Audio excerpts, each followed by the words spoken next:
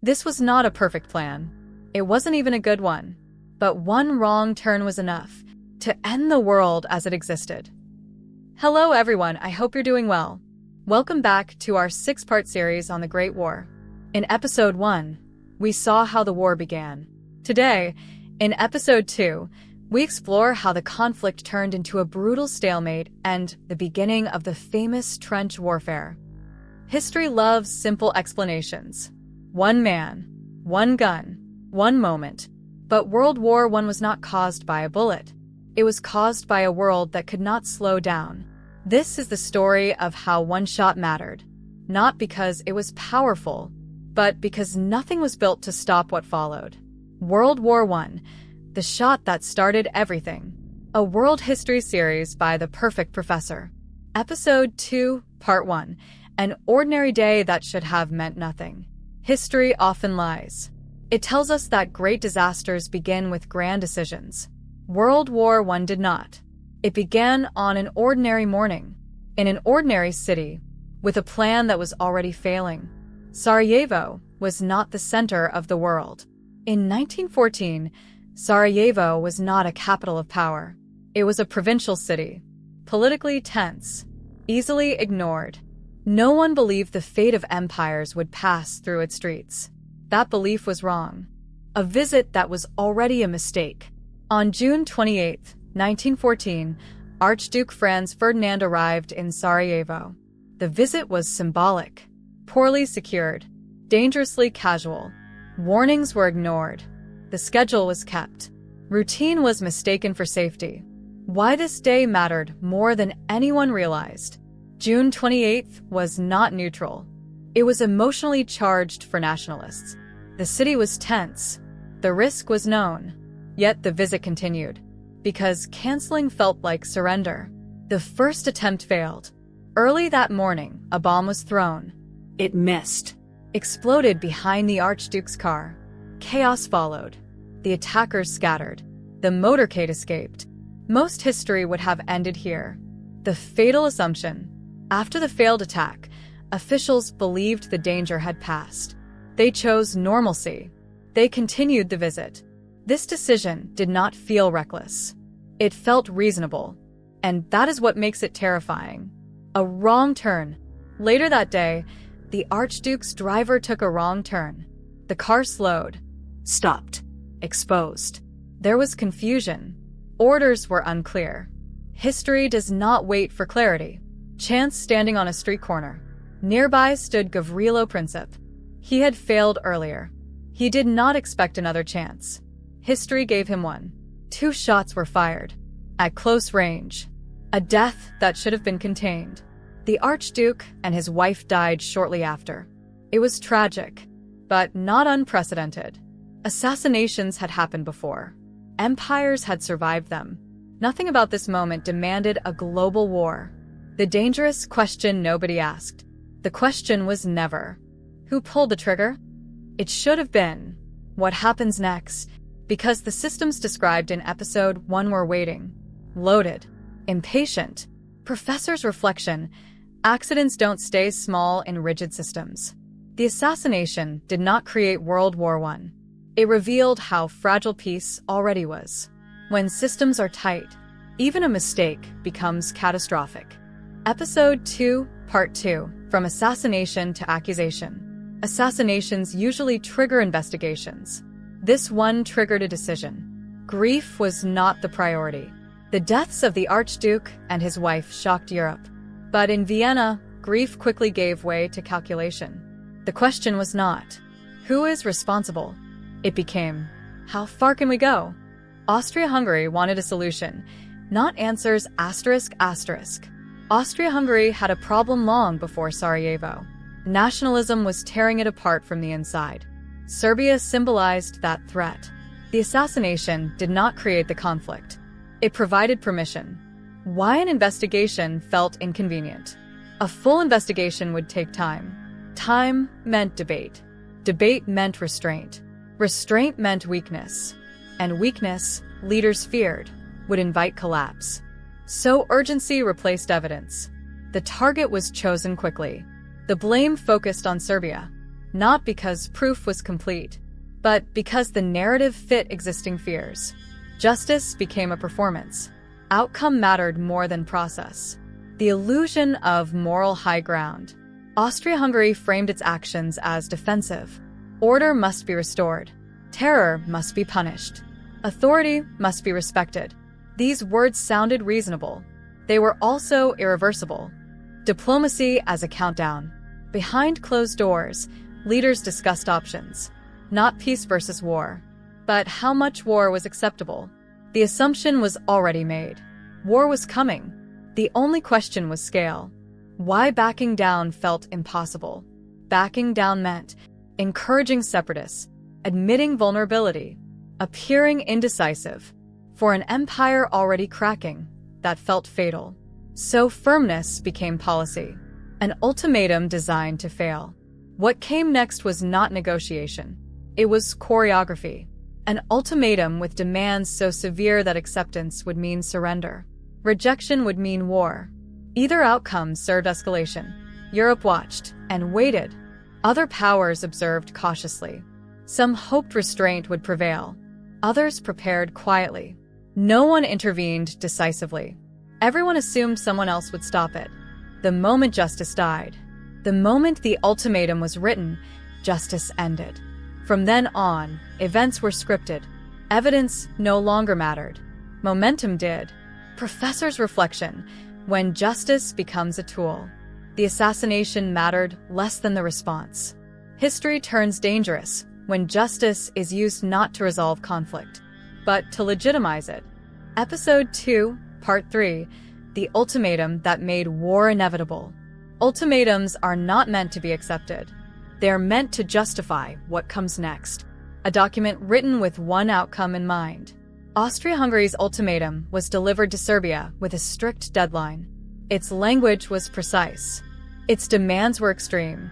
Its intention was clear. Accept everything or face war. This was not diplomacy. It was theater. Demands that crossed sovereignty. The ultimatum demanded more than cooperation. It demanded submission. Foreign officials operating inside Serbia, control over investigations, limits on national authority. To accept fully would mean giving up independence. To refuse even one clause would mean war. Serbia's impossible choice. Serbia responded carefully. It accepted most demands. Almost all. It asked for clarification on the rest. This should have been a victory for peace. It wasn't. Why acceptance was never enough. The ultimatum was never about compliance. It was about precedent. Austria-Hungary wanted a decisive show of strength. Anything less than total surrender felt like defiance. Peace was not the goal. Demonstration was. The countdown ends. When the deadline expired, the decision was already made. Austria-Hungary declared war. The words were formal. The consequences were irreversible. What followed was not debate. It was motion.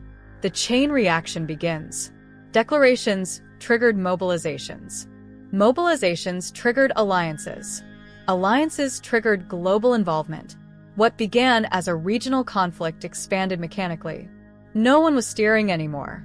Why no one intervened in time? Every power feared acting alone. Every power waited for others. Collective hesitation replaced leadership. Silence became consent. The last door closes quietly. There was no single moment when everyone realized, this is now a world war. It unfolded in stages. By the time recognition arrived, stopping felt impossible. What the ultimatum really did, it didn't start the war. It removed alternatives. Once written, it narrowed the future. After it, only force remained. Professor's reflection: when choices are designed to fail, the most dangerous decisions in history are not the loud ones. They are the quiet documents that make every outcome disastrous. The ultimatum ensured that whatever Serbia chose, war would follow. Episode 2, Part 4, Mobilization, Miscalculation, and the Final Collapse. Once the ultimatum expired, time stopped being political. It became operational. And operations do not ask permission. Russia moves first and triggers everything ***.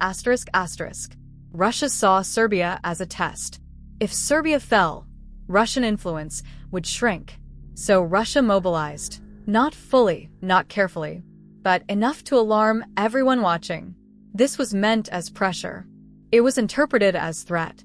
Why partial mobilization was a myth. There was no such thing as half mobilization. Railways did not understand nuance. War plans did not allow pauses.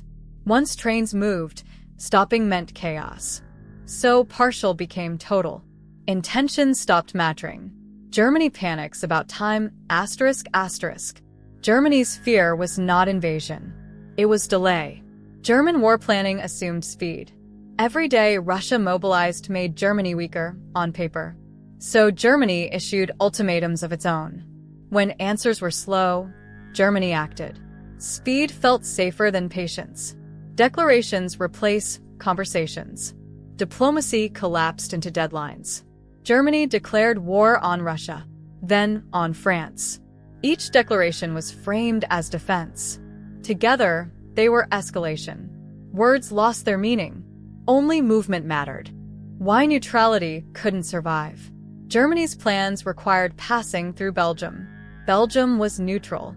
Neutrality was respected until it was inconvenient. Treaties became obstacles. Obstacles were removed. This single decision pulled Britain into the war. Not by ambition, by obligation. The speed trap closes. Every leader feared the same outcome, being the last to act. So, everyone acted early. Fear of vulnerability replaced caution. Momentum replaced judgment. The system rewarded haste and punished restraint. Europe falls in days. Within weeks, 5 major powers were at war. Millions were mobilized. Borders ignited. What had taken decades to build collapsed in a month. No one could reverse it now.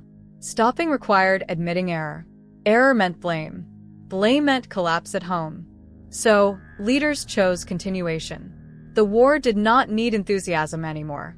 It had inertia. What made this collapse unique? Wars had happened before, but never like this. This was automated, industrial, pre-planned. Human choice was sidelined. Systems took control. Professor's reflection. Speed is the enemy of wisdom. World War I teaches a merciless lesson. When systems value speed over sense, accidents become destiny. The war didn't spread because people wanted it to. It spread because nothing was built to slow it down. Episode 2, Part 5, From Regional Crisis to World War. What began as a Balkan crisis was no longer European. It was global, and it happened faster than anyone could comprehend. Why the world could not stay out. Empires were not just nations. They were networks, colonies, sea lanes, resources, promises. When Europe went to war, the world followed, automatically. Empires dragged continents with them. Britain's empire stretched across oceans. France's across continents. Russia's across borders that never felt secure. Declarations in Europe meant mobilization in Africa, Asia, and the Middle East.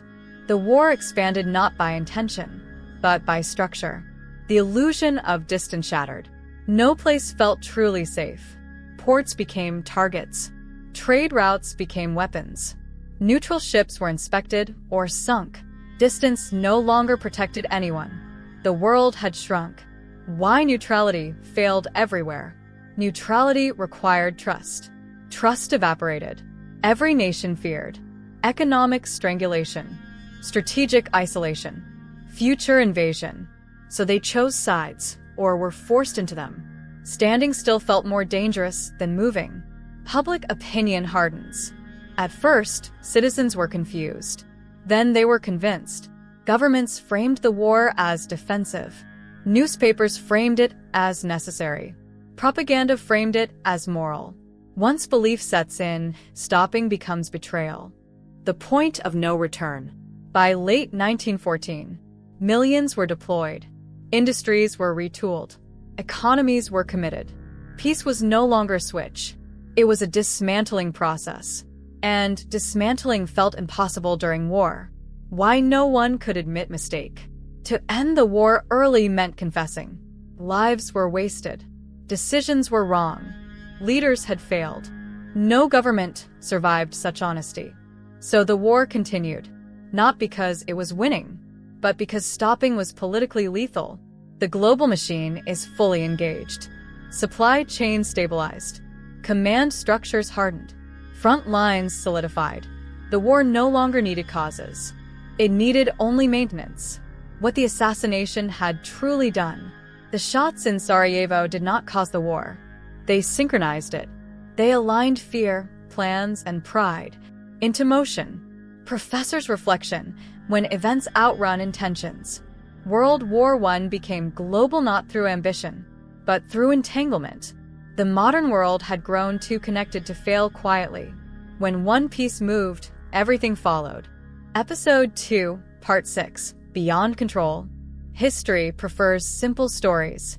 One man, one gun, one moment. World War I refuses that comfort. Why blaming the assassin is convenient. Blaming a single person is easy. It creates clarity. It assigns guilt. It closes discussion. But it also hides the truth. The war did not need Gavrilo Princip. It needed permission. What the shot actually did. The shots in Sarajevo did not create fear. They aligned it. Fear already existed. Plans already existed. Alliances already existed. The assassination synchronized them. That is why everything moved at once. The myth of the trigger event. Trigger events do not create disasters. They reveal them. When a system is fragile, any shock becomes fatal. World War I was not fragile because of nationalism alone. It was fragile because it could not pause. Why no one stopped to think. After Sarajevo, leaders had days, not hours. They could have slowed mobilization. They could have demanded mediation. They could have waited. They didn't. Because waiting felt riskier than acting. Speed felt safe. From choice to momentum. At first, decisions were conscious. Then they became procedural. Then they became automatic. By the time the war was global, no single leader was in control. The system was. The real culprit, modernity without brakes. Railways moved faster than diplomacy. Telegraphs spread panic faster than reason. War plans valued precision over judgment. The modern world had learned how to move before learning how to stop. Why this matters beyond 1914. World War I was the first global failure of systems. It proved that intelligence does not guarantee wisdom. Planning does not guarantee control. Speed does not guarantee safety. These lessons would be ignored again. The final irony. The assassination is remembered. The structures that made it catastrophic are not. This is how history repeats. Not by copying events, but by rebuilding the same conditions. Professor's reflection. Accidents are honest. Accidents expose what intentions hide. They show how prepared we are for disaster. World War I did not begin because someone pulled a trigger. It began because no one had built a way to stop pulling back. Closing words for Episode 2. The shot was loud. The response was louder. But the silence that followed, in trenches, in homes, in cities, would be the loudest sound of all. Before we end, I have a question for you. Did you know that World War I was triggered by a single assassination, or did you think it was something else? Let me know in the comments. The shots in Sarajevo are remembered. The systems that turn them into a world war are not. By the time the world understood what had happened, millions were already marching, and stopping meant admitting everything had been a mistake. In the next episode, we leave decisions behind and enter the trenches, where humanity itself began to break. I hope this episode gave you a better look at what life was like on the front lines. Don't forget to like and subscribe so you don't miss Episode 3. Thanks for watching. Take care and see you soon.